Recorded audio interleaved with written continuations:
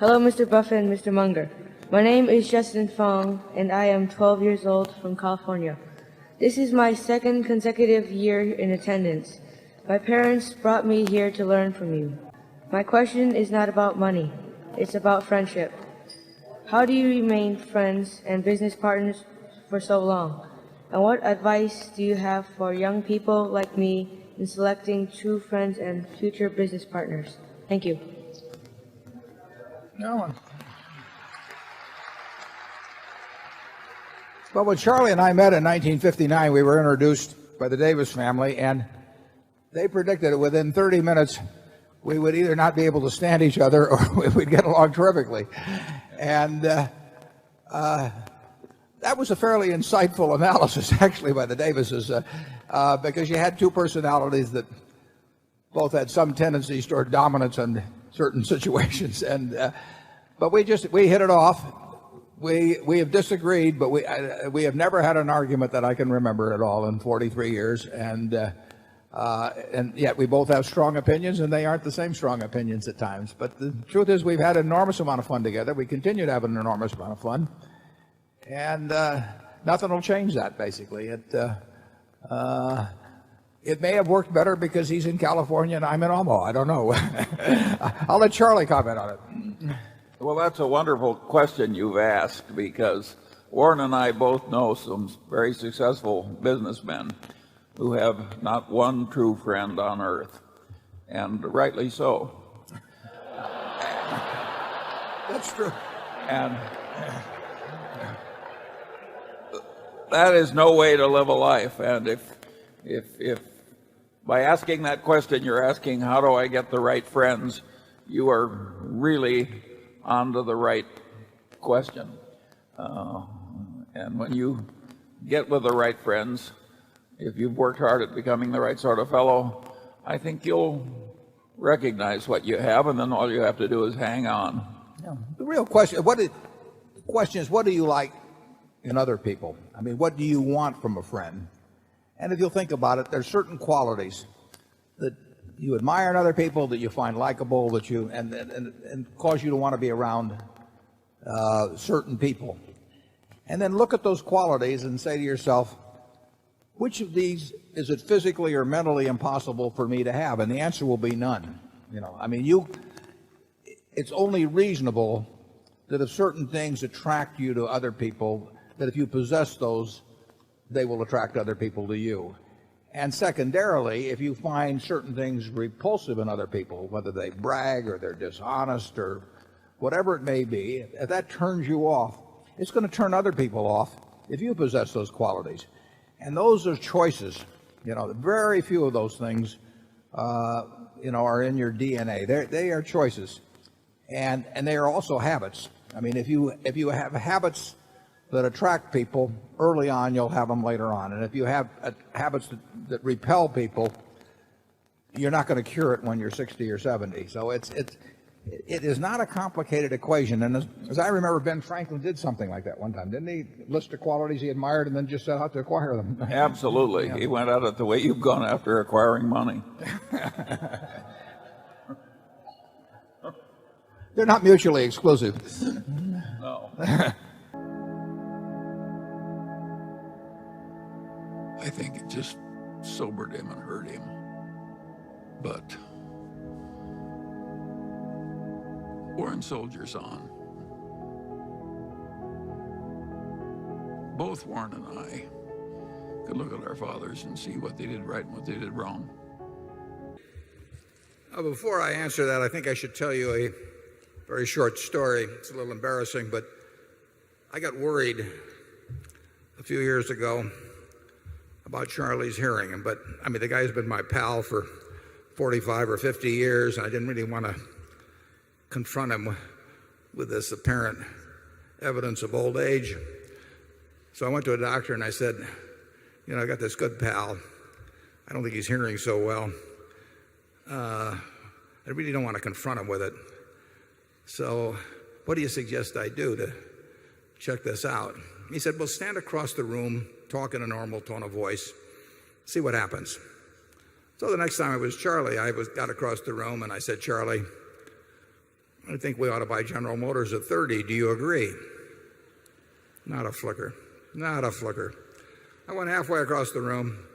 I said, Charlie, I think we ought to buy General Motors at 30. Do you agree? Nothing changes. I get right next to him, put my voice in his ear. I said, Charlie, I think we ought to buy General Motors at 30. Do you agree? Charlie said, for the third time, yes.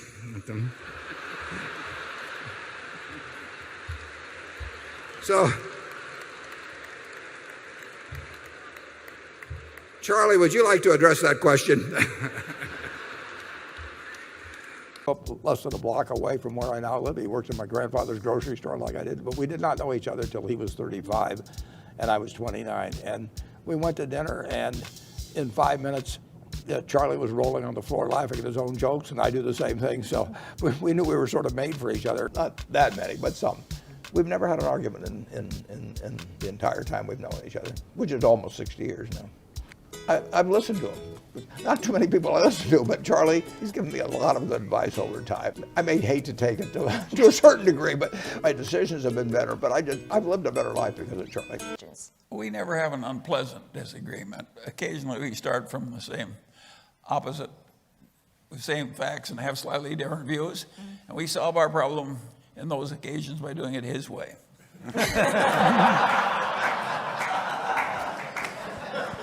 And some people say to me, how can you be so overbearing and domineering and unpleasant as you are, Charlie, and be in a subordinate position when you're dealing with Warren?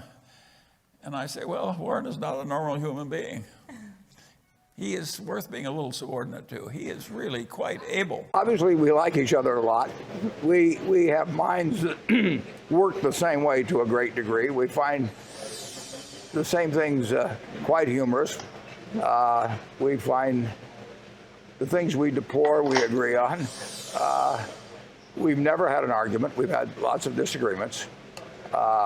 Whenever we disagree, Charlie says, well, you'll end up agreeing with me because you're smart and I'm right. You know, I haven't quite figured out the answer to that yet with 56 years of practice.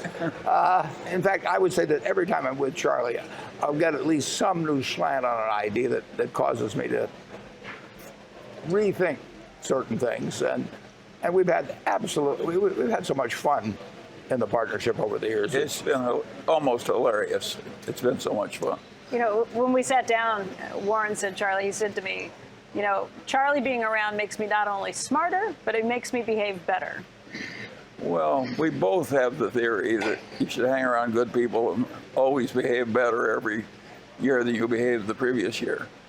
And as you rise in the world, it's particularly important to know that rule. And I don't think we deserve much credit for our good morals because we early figured out that they would work. The world would reward us better if we behaved that way. There's no cost to him. Yeah, and Charlie has to remind me of that occasionally. I constantly quote Warren, and everybody always loves it. I said, you take the high road, it's uncrowded. Yeah. Such a good idea. You do not run into heavy traffic. You got a huge advantage on the high road is that there aren't too many competitors. Can you talk about something that you've thought about differently recently because of your interactions with each other? We both have this fundamental idea that the world works better if you make your relationships win-win. And we both early learned that the way to get a good partner was to be a good partner. And these are very old-fashioned ideas. And they just work so fabulously well. Warren, how about you? What's something that Charlie has made you think differently on recently? He's kept me from a lot of mistakes in terms of getting in with people that might be a mistake to be in with, as well as businesses. It's been heavy lifting on his part, but he's improved my behavior. And Charlie, you mentioned working for Warren's grandfather at the grocery store. You both worked for him. I certainly did. What'd you learn there? Well, I learned how hard it is to work for 10 hours for $2. Well, we both Under Ernest Buffett. It was not a gentle, loving relationship. He worked us pretty hard. He worked Warren pretty hard. He worked everybody pretty hard except himself. I once, with another fellow, John Pestle, we shoveled wet, deep, heavy snow all around. We had these driveways and everything at the store. We did that for about 4 hours, and we couldn't unclench our fingers or anything. We went to my grandfather, and he said, well, how much should I pay you, boys? Because a dime's too little and a dollar's too much. The main thing we learned from the grocery store was we didn't want to work at a grocery store. How often do you two get to talk now? Because Charlie, you're in California. You're on the West Coast. We talk less than we used to Yeah. because we don't need to talk anymore. Yeah. It's unnecessary. Berkshire has been a real joy to both of us, and not just because, the stock made us rich. It's been our own little test tube for some ideas that weren't and still aren't prevalent in American business, and we got to do things our own way. Like what? What's an idea you get to work whatever. on? We've tried to create a model that we believe in, and we want it to work, because if we believe in it and it's a failure, who's going to pay any attention to it? So everything's worked out well.